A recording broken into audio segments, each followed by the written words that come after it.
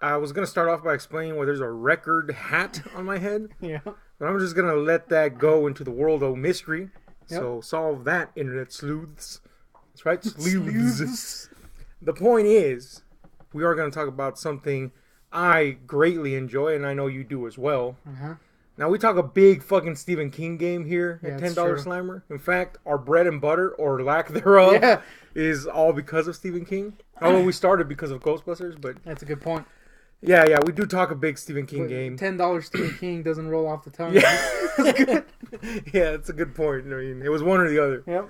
But yeah, I mean, the majority of our videos are Stephen King based, Mhm. if you're going to go thematically speaking. But in reality, and I hate to break some hearts out there, especially Stephen King's. Because he watches this. Yeah, because he watches it. I'm actually a bigger Clive Barker fan. Oh. You know, in fact, Clive Barker is my favorite author. Stephen King comes in a close second.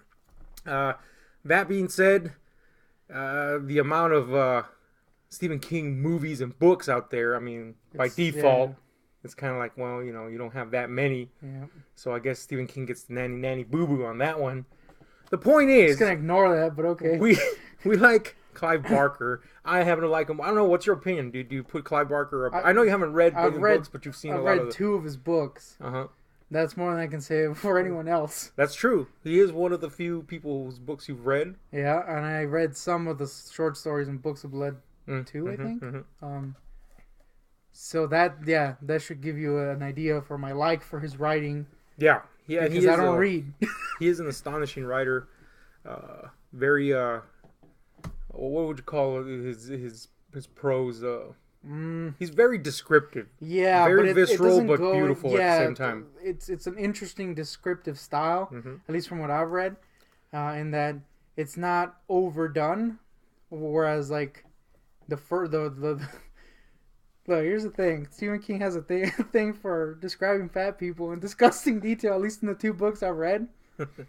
And it can go to a point where I'm like, all right, dude, I get it. They're fat. Whereas Clive Barker's kind of, like you say, it's like a weird mix of like, it just kind of makes your mind work. Yeah, it does. He describes so much, and yet you still have a lot of, for your mind to chew on, despite how much he's put out on the table. The point is, we love Clive Barker. And one of the things we like to see is a good Clive Barker movie adaptation. And surprisingly, there are a lot of those out there. Yeah. Now, what a lot of people don't know is that, you know, he himself has only done 3 of his own adaptations. When he pretty much gave up on the business after the 3rd one, he said, I can't stand this anymore. I don't want to deal with production companies, nothing like that. So he gave up, and other people have been doing his work, or adapting his work to the screen. But before he left quite an impression. You know, he'd only done a couple of art films, which weren't feature length, so they don't really count before this. So technically, the movie we're going to talk about today was his feature film debut. And that movie is Sadomasochist from Beyond the Grave. Yep.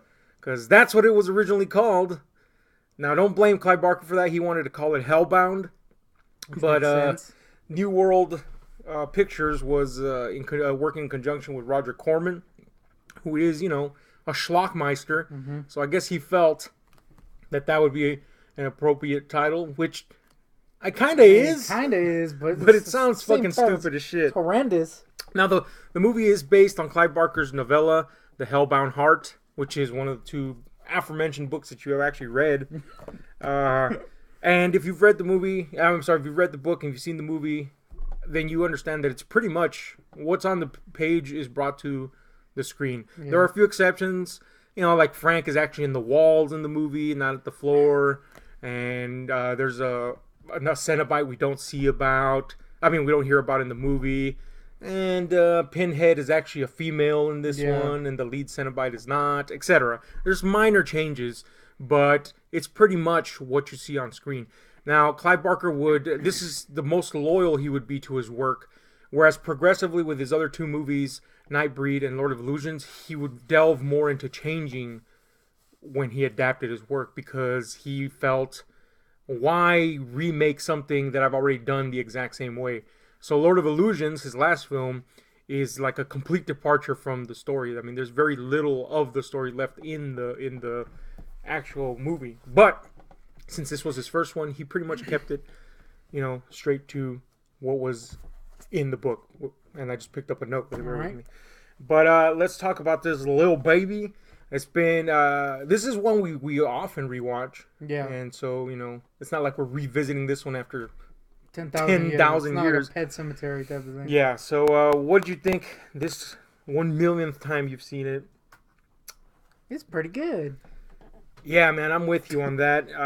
It holds up incredibly well over time, and that has a lot to do with how tight the story is. Yeah. I mean, there's very little room for you to chisel away at it, unless you're going to be a complete asshole and go, "Oh, look at that plastic heart." We'll get on about that in a while, but yeah, man, it's such an engaging tale, and what it does immediately to hook you in, pun intended, is it provides you with a teaser of what's to come. Yeah. And then it holds that away from you like a fucking carrot in front of a donkey for an hour and a half, basically. And then at the ass end, you get to find out exactly what the fuck was going on. And even then, not really. Yeah, and even then, not really. It still leaves a lot up for grabs. A lot of it is vague. What are these creatures exactly? You just get kind of a taste of them. Yeah, because you gotta, given now the lore that's come from it, Mm-hmm. and this is, I think this is more appropriate for part 2, but it does apply to the first one also. You kind of have to remember that at the time, this was the only thing that in the book. Yeah. So really, there is a lot of questions. Yeah. But now of course the lore has been expanded, but at the time it was like, this is all you're getting. Yeah, and it's very intentional. Yeah. As opposed to plot holes or whatever, this is very, very intentional.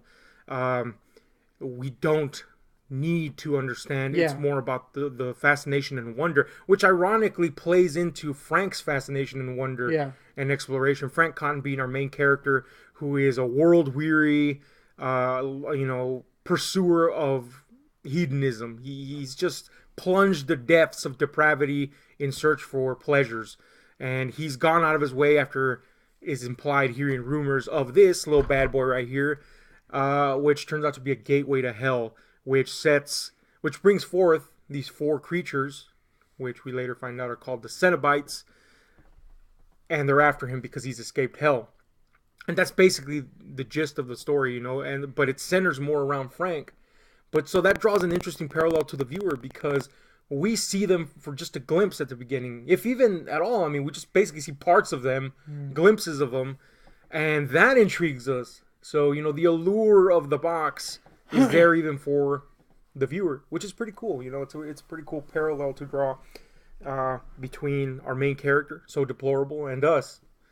So it's nice to know we're deplorable. But anyway, talking about this flick, is there anything upon this viewing that you disliked, or that you found, yourself at odds with? I'm gonna take this fucking hat off, by the way. Yes. What, that hat? Not really. Okay. Yeah. I seem to remember you kind of bitching about, or not bitching, but kind of recoiling in terror, and not the good kind, at a certain presence in the film, and I'm talking about the engineer. Yeah. Well, I was gonna save that for the effects. Okay. But yeah, there is. I will say that there is a thing with the effects. We'll go into it with the effects. But as in the movie, I would say no. Yeah, man. Content-wise, it seems to be a movie that doesn't deteriorate in terms of its consistency. Sometimes a movie, upon rewatching it, you begin to see the chinks in the armor. Yeah, which we're gonna get to in part 2. Definitely. But this one, I mean, there are chinks in the armor. That there are technical, kind of misdeeds abound, but it doesn't really deter you from enjoying it. You forgive the small effects thing, which is why I didn't bring up the engineer, because we're gonna get to it, and you forgive some of the effects stuff because it's charming, and like you said, well, like you haven't said yet, but you did when we did this before, and it was bad. This baby had like 0 budget. Yeah, that's worthy to note. This movie. Well, first of all, before we even get to the budget, we gotta say this, and it's that Clive Barker's works had been adapted previously, namely with Transmutations and Rawhead Rex, and well, Rawhead Rex was before this. yeah, they weren't good, and it's a widely held belief by many people that those movies kind of stink. You know, although Rawhead kind of has some fans. Yeah, it's kind of growing in cult. But for the different reasons, I would say. Yeah, they're pretty bad movies, and Clive Barker was not too happy with that. You know, he saw these movies and he said, "Boy, that stinks. Nay, that licks my crusty butthole."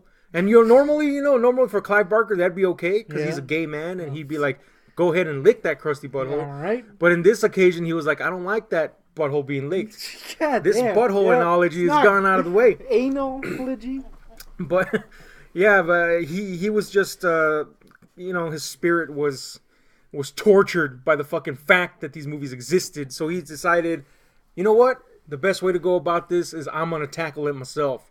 And so he went around and shopped the idea of the Hellbound Heart to Hollywood, and everybody said no. I mean, except no way, I don't blame him. Yeah, except for New World Pictures, which at the time was making some gore fests and B-grade schlock and stuff like that, and they said yes, and they gave him a budget of $900,000, close to $1 million, and eventually they bumped that up a bit, but it never broke $1 million. So this movie was super bargain basement, and when you take that into account, it's astonishing how much they got on screen. It's astonishing that they didn't really have to cut anything out of the book. The things that they like, there's this Cenobite at the beginning in the book that really expresses in a visual sense the lascivious nature of the Cenobites. I don't know if you remember this, but like the inside of her thighs are riddled with tongues. It's a very perverse image.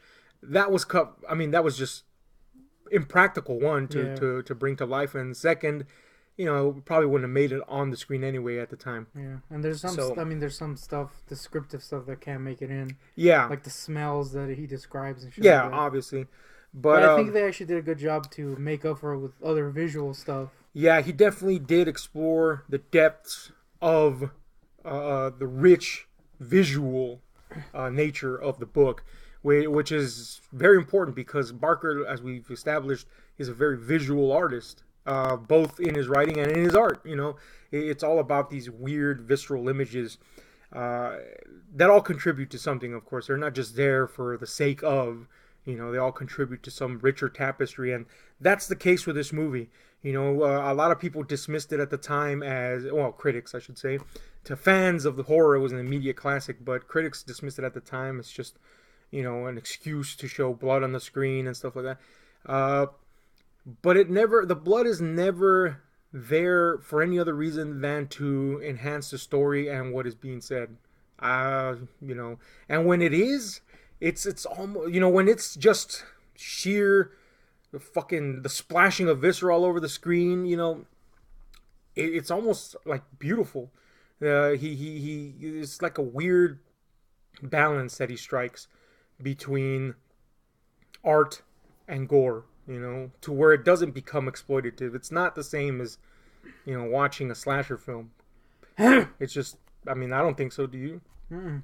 Yeah, it never strikes that dissonance. The movie is very balanced in that respect. There's almost a beauty to the Cenobites, as is there a fascination with them. As time has progressed, that critical jab has, the sting of it has lessened because people have begun to realize, oh, wait a minute, this is something entirely different. So anyway, let's talk about the fucking movie in chunks. 50 minutes into our vid. Yeah. The characters in this movie and the actors portraying them. Anybody you didn't like, and who shines the brightest. Someone I didn't like is that useless ass guy. He's so fucking useless. We don't even remember his name. Nope, guy. Useless. Our main character, Kirsty. Our audience if you will.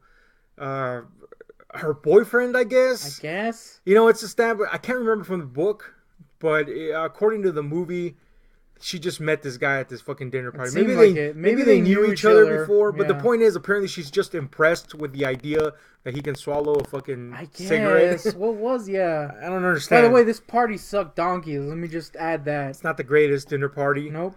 Especially that cackling maniac woman that's in it. But apparently Kirsty is fascinated with this fucking guy just because he can, do a party trick.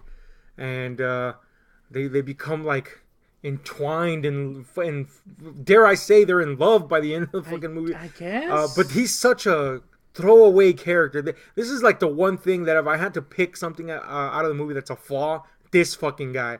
I don't understand why he's in the movie. I don't understand his purpose. He comes in once, disappears the whole movie, then comes in at the end.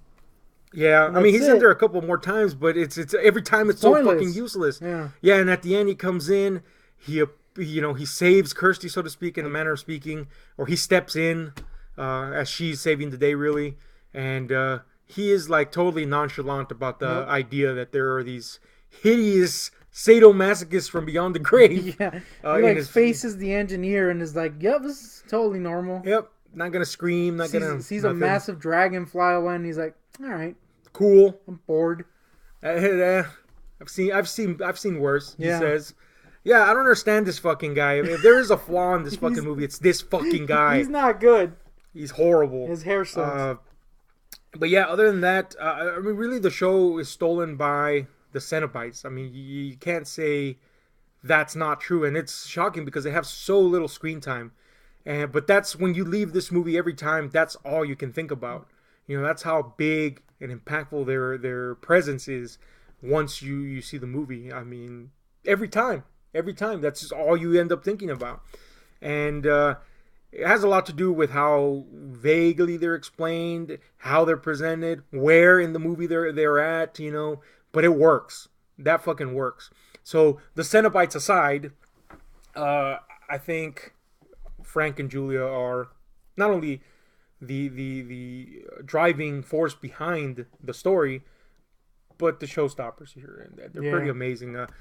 Frank being, of course, this perverted maniac, and Julia being a woman obsessed with him, and she's basically making a cuck out of her husband, who's also pretty good, by the way. Andrew Robinson as her husband is pretty cool, and I really like it when Frank is wearing his skin and he just gets a chance to stretch out his maniac legs. After being damned wiener the whole movie. A total fucking cuck. To use that overused phrase because it applies here. But, yeah, man, everybody's pretty cool. There are some very, 80s style, portrayals in here. And that really rests on Ashley Lawrence as Kirsty. But it's no sin, you know what I'm saying? I've seen worse in 80s movies. Yeah, I would say there was a couple times where she delivered a line kind of like cruddy. But it was never bad. Yeah, there was. I did notice it this time around, and she does get better in the second movie. But I mean, that's only if you're gonna be a piece of shit and completely Yeah, I mean, this was a standard in horror movies at the time. You had the scream queen, and usually she's the audience in, and she serves that purpose. But really, this movie is not about Kirsty. It becomes more about Kirsty in the second one. It's about her father. It's about her stepmother. Really only Frank. Comes in towards the middle of the movie. Maybe? Yeah, she's our vehicle to see the events in a different light than what we're seeing. Because really, we're stuck in the events through the eyes of very deplorable people, and that being Julia and Frank. So she provides something softer for the audience to be able to empathize with. So she is. She's a tool in that respect, but in a good way, a writing tool. Yeah. Whereas her boyfriend, the fuck is with that guy, man? His hair. If anything, I said it when we were watching this. If anything, this is the true hero. Because he's not fazed by hell creatures. Yeah. He's just there all right. You should have just sent this guy into the pits of fucking hell. Go ahead and leave now. Yeah, he's fucking... He sucks, I can't understand that guy, whatever. He's the worst thing in the movie. But that's not to say that the movie's awful, of course. But he's definitely the worst thing that you could fucking possibly pick out of this thing. Let's talk about the score in this movie. Interesting. The British punk, fucking electronic punk band Coil was originally going to score this movie. That score exists, by the way. I've heard it. It's not completed. There's some tracks missing that they couldn't find, but it's there. And I gotta say, I would be very interested to see a cut of this movie with that score integrated into it, because it would feel like a completely different movie. And we'll talk about feeling subsequent to this. But I don't know. Have you heard any of this score? Nope. Yeah, I would recommend you check it out, because you'd understand exactly what I mean. It would feel completely different. It would feel dingier, grimier, seedier than it does. And that, I'm not saying that I would prefer that score, because what we have is pretty amazing. Yeah. You know, the Christopher Young score gives it this air of grandiosity that really strikes a chord, and really, you know, is in contrast to what we're seeing. We're seeing such weird, strange, sometimes downright filthy imagery, but then it's accompanied by this fucking, I think the score, orchestral score. The score we got really helps make it feel like there's something bigger behind what we're seeing. You know what I mean? Mm-hmm. So yeah, I don't know how. I haven't listened to it, so I can't say about anything about the other score. But I'm kind of happy that we got this one, because it kind of feeds the mystique of the movie. Yeah, especially with the Cenobites. When they come on, the score is already fantastic, you know, and it does exactly like you say. It gives it this air of grandiosity. Something bigger is going on here. But when the Cenobites come in, I mean, the themes they chose for them are amazing, and it gives them that air. Yeah. And I mean, it's an almost untouchable score. It's amazing. And, you know, it made Christopher Young. He'd already done a couple of scores. This one is the one that made him. It's the one that's, I think, most people remember from him, even though he's still working to date. But, yeah, man, that Coil score is an interesting listen. I think what it would have contributed, aside from that weird, darker feeling, it would have given that air of the forbidden, which I think really fits in with whole idea of the box, the pursuit of, you know, darker pleasures. It does give that feeling as well. So it would be interesting to see that. I don't think we ever will. But, you know, I never thought that we'd get a Nightbreed Cabal cut, and we got that. So maybe including a fucking long-ass song sequence. So maybe this Clive Barker movie will get, you know, a Coil cut. It's not. It's just going to have a long-ass song sequence. Little Cenobites singing a freaking line. You know what? I'm down for that. No, I'm not. That would be weird. And Pinhead's wearing his weird ballerina suit from the behind the scenes thing. Now let's talk about the fucking effect. God, man, I forgot about that. Let's talk about the effects in this bad boy, because for even, I should say, for the more shallow horror fans, this is what sticks out the most for them. You know, it is an effects show, and it is quite great at that. What is I know what your least favorite effect is. We'll talk about that right now. Well, what is your favorite effect? And is it the Cenobites? I mean, yeah. Yeah. But I think my actual favorite effect, we talked about this previous. I'm going to stop referring to the video. It's never going to come out. But that is the explosion scene with Frank at the end. Yeah, the fuck Frank scene. It's pretty good. I have to say is... I won't say the linchpin, but it's that sweet fucking cherry on top of the sundae in the movie, you know, where you're just like, that's when you just realize you've watched something fantastic. I mean, you're really realizing it the whole movie, but this fucking scene's like, oh man, yep. It's like satisfying because the dude stinks. Yeah. You kind of want him to see him die, and then you're like, oh, that's cool. And then they show that the actual effects pretty cool, and the way they cut away from it and doesn't overstay its welcome is good. Yeah. So if I had to pick something that's not the Cenobites, it would be that. Yeah, I have to agree with that. That's my favorite effect. But, of course, as we know, the Cenobites do ultimately steal the show from this entire endeavor. And that's the case with the effects, too. As much as I love that effect, as much as it is my favorite, the Cenobites themselves are walking effects. And that's right, Christopher Walken effects. No, they're walking effects, and they look... downright amazing. Doug Bradley not only has the presence as an actor, to make Pinhead this ominous fucking presence himself, but he knows how to work in the makeup. He knows how to make it, come across as something almost like royal. You almost get that feeling of authority. You definitely get the feeling of authority and power from his presence. And then the other guys and gal, I guess, are pretty fucking amazing to look at too. Who's your favorite Cenobite in terms of looks? Not counting Pinhead, probably Chatterer. He's pretty good. I think he's the second favorite for most people.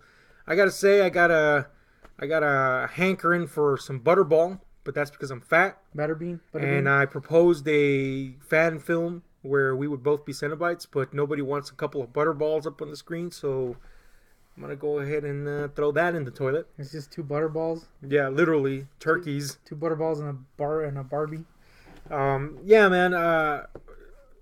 They're amazing. It's just an amazing effect. The effects guy, Bob Keane, did an awesome job. And it's definitely left an impression for the entire series in terms of what you should do or aspire to. Sometimes that was achieved. Sometimes it was not. And I'm looking at part 3 on this one. But when you think Cenobite, this is the look. This is the classic look. And it's held up throughout time. So much so that people keep watching sequels that are getting vomited out just to get a glimpse of these guys. Even though they appear less and less. Yeah, progressively less. Now let's talk about the visual, aspects of this, the cinematography. You mentioned to this in the conversation with me how this go round you missed a particular look in this film. Hit me. Yeah. So the last time I saw this, I saw it in a DVD. Mm-hmm. And it was... If you've seen the DVD, it's got, especially on an HD screen, it's got kind of like a glossy look. Not glossy, but like a Vaseline-y look. Bringing back that term. Love that. But, like everything's kind of like fuzzy almost. Yeah. And then when the Cenobites come in, it's completely different. It looks like cold and the contrast, the color contrasts are a lot harder. This time around we saw it on Netflix, which was probably not the best way to watch it. And that was I wouldn't say it was gone. It was still there, especially with Julia's stuff. It seems that a lot of her jewelry does that like kind of bloom effect, which kind of lends to that look. But it seemed like some scenes it was completely gone, and in others it would come back. Yeah. And it seemed a little more inconsistent. But that might just be the copy we had. It might be a or the Netflix after effect of the remastering. I don't know. We have seen this happen with other movies where they take away something that was intentional. But yeah, I know exactly what you're talking about. There's a softer kind of like old school soap opera look to the human stuff. Yeah. And I don't mean soap opera in terms of, higher frame rate. I mean the other look. Yeah. It has that softer, kind of almost dreamlike look to it, and yes, definitely that cold, sharper edge to whenever the Cenobites come on screen. It was kind of inconsistent this go round, but that again, you're probably right. It has to do with the copy we saw. Yeah, most likely. Because I did see like I said, I did see the DVD copy of this. Yeah. Like a year ago or like a couple years ago, and it was there. So I think it's just maybe the Netflix version has that, or so I would recommend searching for a good copy of this. Mm-hmm. But you see, the film has a lot. It dabbles a lot with color, again, the softer tones are given to Julia and her husband, and of course Kirsty, and then we have these blue, white, and black tones coming in when the Cenobites come on. Very intentional. There's some stuff in here, if you're familiar with Clive Barker's art films, that kind of makes a comeback, particularly the scene where Frank first summons or opens the box. He doesn't know he's summoning anything, but he opens the box. We get that overhead shot, the camera moving above him, reverse negative light. You know, all these tricks he used in his art films, and they kind of made a little comeback here, which was pretty neat to see as a fan of his work. So a lot of this stuff is very intentional. In terms of other aesthetics that go beyond photography, the guy made a point to stick in a lot of religious imagery, especially with statuary, and the contrast between filth and something holy is kind of unsettling at times, and it was pretty neat to see that, because it really said a lot about Frank without ever saying anything. You know, just the idea of his presence desecrating something good is really emphasized with those images. You know, likewise when they they do cutaways to the statuary and rotting things in the house or whatever, and then they'll cut to him and Julia, defiling the marriage bed. You know, all this stuff is like a Clive Barker constant, especially back in the day. The idea of something that we consider holy being stained, if you will, and that all holds up in the movie. And I still find it kind of, I wouldn't say disturbing, but it definitely hits some chord inside me every time I see that, which is pretty neat. I also really enjoy that. I don't know how much Clive Barker had to do with this. This movie did employ 2 editors, one of which went to direct part 2, and that's Tony Randall.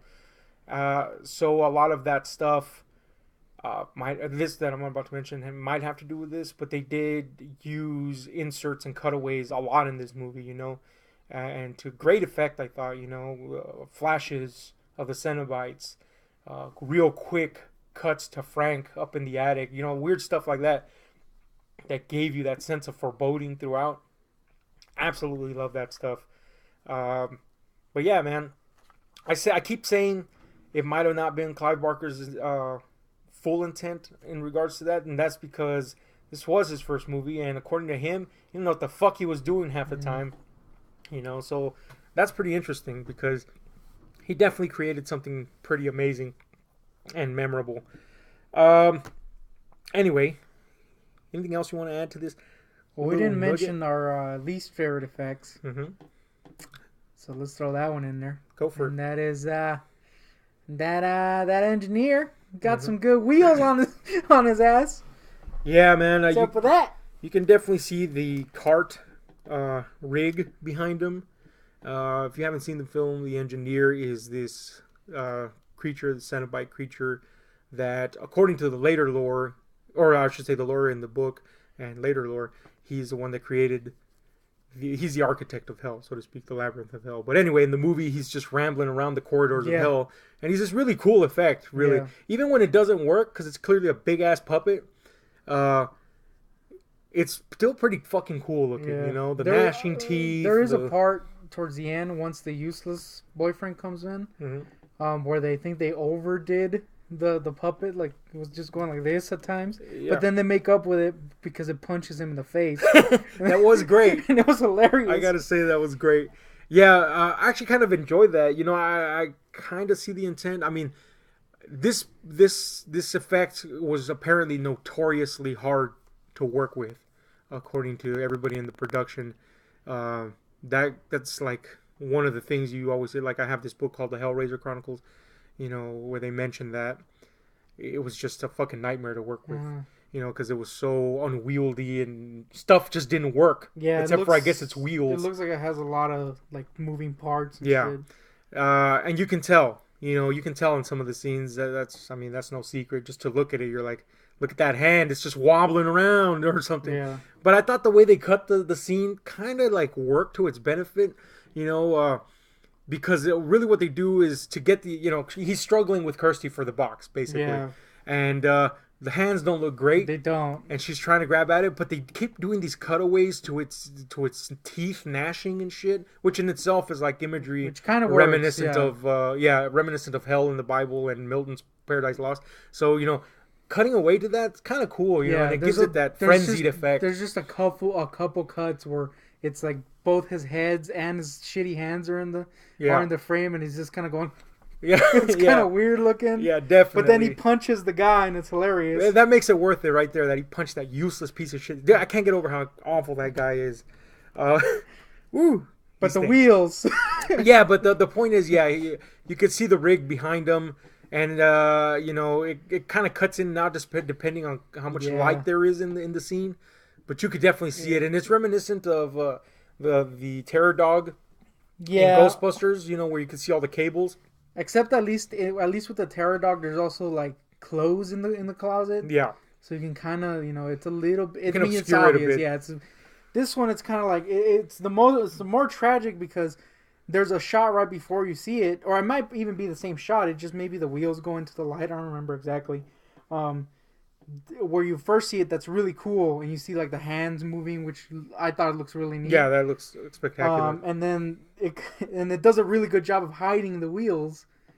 And then it cuts back to it, and it's just kind of wheels. It's just kind of flopping. There's like freaking 18-wheeler wheels in the back. You're like, what is this? This is just done close-ups of wheels. Yeah, it's unfortunate because they had done such a good job of hiding it, and then suddenly there's a freaking wheel in your face. Yeah. But even then, you know, there's such a charm, and by then you're so involved in the movie that's a nitpick, if anything, I think. Yeah. You know, but yeah, it still works. It's still pretty amazing. I'm even, you know, each subsequent viewing. I remember the first time I saw this movie, the gatekeeper, that is to say, the guy that looks like a Asian guy at the beginning, and then later looks like a bum, and later we find out at the end of the movie we find out he's the guy that's been taking the box around and you know, providing it to those who seek it. The gatekeeper effect at the end, where he turns into a big bone dragon. I remember the first time I saw that, I was like, oh, that doesn't look that great. But you know, each subsequent viewing, it actually looks better each subsequent viewing. It doesn't look amazing. It doesn't, but it does works. Work. Yeah, and they only use it for like a couple seconds. Yeah. It was wise. And that's something the movie does a lot. It uses these brief cuts to cause a lasting impression. Yeah. You know? So it fits in with the tone of the movie, and at the same time, it works. Ultimately, it works. And I've noticed that progressively as I've seen this movie time and time again, that it just works all the more. And maybe it's just because I think that idea of a gatekeeper is pretty cool. But I don't know. That's just the impression I got. But the point is... Wheels on the engineer. But then again, he's an engineer, so maybe he's a mechanical engineer. Like so he's just like, let me add some wheels to my flesh here. No. He was too heavy. He couldn't lift himself with his hands. He's like, all right, I'm going to put some wheels on this shit. What else we got to say about this before we rate it? Besides wheels? I got nothing. Or you want to give it the final rating? Yeah, I'll give it the final rating. Go! It's pretty good, other than wheels. And that guy. And Bagheart, which we didn't talk about, but Bagheart looks fine. Pretty good, I would say. Well, this and part 2 are like the best ones in my mind. Mm-hmm. Part 3 sucks donkeys, but look, we're gonna get to part 2 and why I'm gonna give this one a slightly lower rating. Mm-hmm. Don't kill me for it, anyone out there. But this one for me is gonna be an 8.5, mm-hmm. despite this one being the better movie. Right. But I'll explain myself when we get to part 2. Yeah. I'm going to give it a solid 9. It's a horror classic for a reason. It holds up incredibly well. And on top of that, it's a great adaptation of the source material. Yes. Quite the debut. And gave us horror icons that to this day are, you know, despite how much they've been dragged through the mud, they're still beloved. They're still iconic. You know, there's only so much a horror icon can go through before people go, I kind of don't think he's cool anymore. Yeah. I'm kind of interested to see what happens when the new one comes out. Yeah, with the new guy playing him. Because we saw how bad it got with Revelations, and everybody just like, oh man, this is bad without Doug Bradley. Because he is a big part of that effect working. Yeah, he really is. It's kind of like Freddy and Robert Englund. They're almost inseparable. So it's going to be interesting. Yeah, man. But despite all that, fucking, you know, being dragged through the mud, the effects, the characters hold up incredibly well, and that's a testament to where it all started. And this movie is as fantastic as it ever was, Dare I say, sometimes it gets better when I watch it, despite that fucking asshole guy that has nothing to do with anything, yet somehow he's like the beast master in this fucking thing. Top billing, even though he doesn't. Yeah, I love this movie, man. It's fantastic. It's timeless for me. The effects are wonderful. Again, a mixture of hardcore gore and art. So let's term a new phrase: art gore. Like that? I don't. But the point is, I love this movie. I'll give it a 9 and a seal of approval. Bring in the seals as we roll in an actual seal on a cart and club it with big ass wheels. Yep. Anyway, this has been Ahab and the Goontick talking about Hellraiser 1. Let us know what you think. Like, share, subscribe. Hit that notification button because we're out of here.